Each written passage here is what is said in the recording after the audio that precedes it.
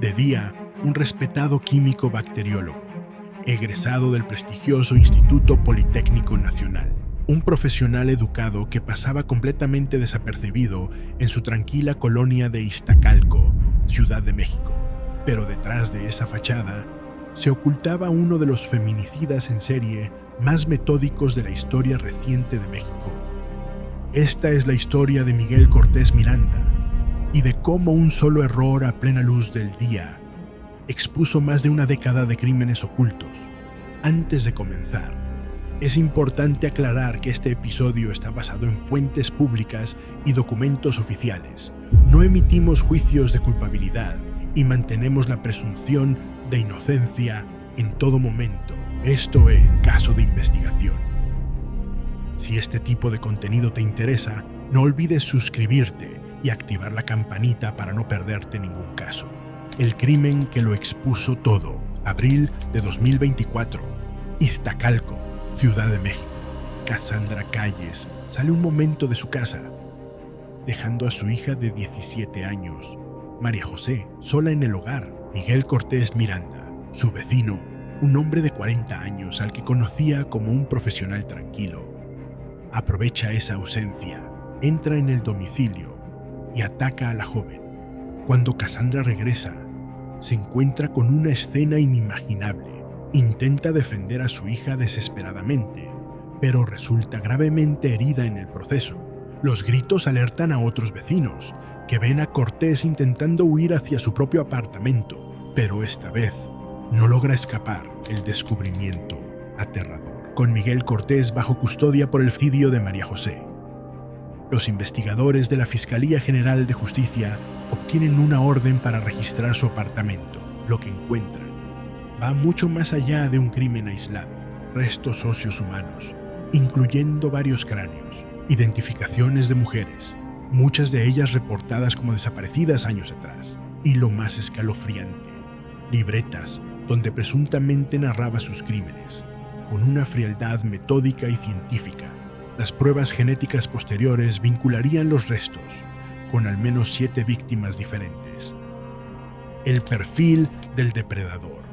¿Quién era realmente Miguel Cortés Miranda? Nacido en 1984. Se graduó como químico bacteriólogo parasitólogo en la Escuela Nacional de Ciencias Biológicas del IPN. Trabajaba en un laboratorio, una profesión que le daba acceso a sustancias químicas y material quirúrgico. En sus redes sociales, publicaba fotos de sus aficiones aparentemente normales: cine, teatro, cultura. Quienes lo conocían lo describían como introvertido, pero educado. Una personalidad calculada que le permitió ocultar sus verdaderos actos durante más de una década. El modus operandi. La investigación reveló un patrón escalofriante que se extendía desde 2012 hasta su captura en 2024. Cortés presuntamente utilizaba las redes sociales para contactar a sus víctimas, estudiantes, laboratoristas, compañeras de trabajo. Las invitaba a su departamento en Iztacalco, el lugar que había convertido en su centro de operaciones criminales. En una de sus audiencias, llegó a describir con escalofriante calma cómo se aseguraba de la muerte de una de ellas por asfixia. Las víctimas identificadas. Gracias a las identificaciones encontradas, comenzaron a surgir nombres de mujeres desaparecidas, familias que llevaban años buscando respuestas. Finalmente tendrían algo de claridad. Frida Sofía Lima, desaparecida en 2015. Amairani Robledo González, desaparecida en 2012.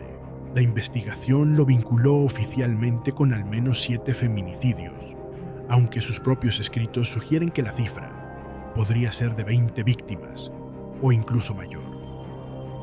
Los diarios del horror, los cuadernos hallados en el domicilio de Cortés, se convirtieron en una pieza clave para entender su mente perturbada. En ellos no solo llevaba un registro detallado de sus víctimas, sino que también escribía poemas y reflexiones sobre sus actos. Relataba con escalofriante minuciosidad cómo contactaba a las mujeres, sus métodos para asesinarlas y los actos posteriores con sus cuerpos. En una declaración posterior, la hermana de Cortés reveló que ambos habían sido víctimas de violencia familiar durante su infancia, un dato que los peritos analizan para comprender el origen de su comportamiento. Sin embargo, en sus escritos, Cortés no mostraba arrepentimiento, sino una satisfacción perturbadora por sus crímenes. El sistema cuestionado, el caso conmocionó a la sociedad mexicana y desató una ola de indignación y debate. Se cuestionó duramente la actuación de las autoridades, ya que algunas de las familias de las víctimas habían denunciado las desapariciones años atrás, sin obtener resultados. El descubrimiento de que un asesino en serie operó durante una década en el corazón de la capital evidenció las fallas en los protocolos de búsqueda de personas y en la investigación de feminicidios. La familia de María José declaró públicamente que si se hubieran destinado los recursos adecuados para buscar a las desaparecidas, el asesino podría haber sido detenido mucho antes y María José podría seguir con vida. La muerte en prisión, pero la historia no tendría el cierre que las familias esperaban. El 13 de abril de 2025, casi exactamente un año después del asesinato de María José, Miguel Cortés Miranda fue encontrado muerto en su celda. La causa oficial: traumatismo cráneoencefálico tras una caída. Esta muerte, ocurrida justo antes de una audiencia judicial clave, generó frustración entre las familias de las víctimas. Habían perdido para siempre la posibilidad de una sentencia. El caso de Miguel Cortés Miranda, conocido como el monstruo de Iztacalco, evidencia las fallas de un sistema que permitió a un asesino ocultarse a plena vista.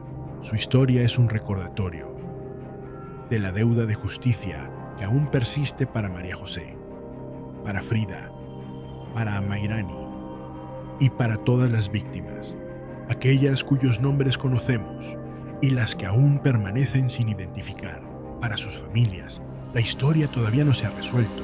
Si estas historias te intrigan y quieres explorar más casos sin resolver que desafían toda explicación, no olvides suscribirte al canal y activar la campanita. En nuestra newsletter de Caso de Investigación.es encontrarás más información detallada de casos sin resolver, true crime, crímenes sin justicia, casos policiales, muertes misteriosas y periodismo de investigación. Nos vemos cada martes, viernes y domingo a las 19 horas. Esto es Caso de Investigación. Basado en fuentes públicas, respetamos la presunción de inocencia.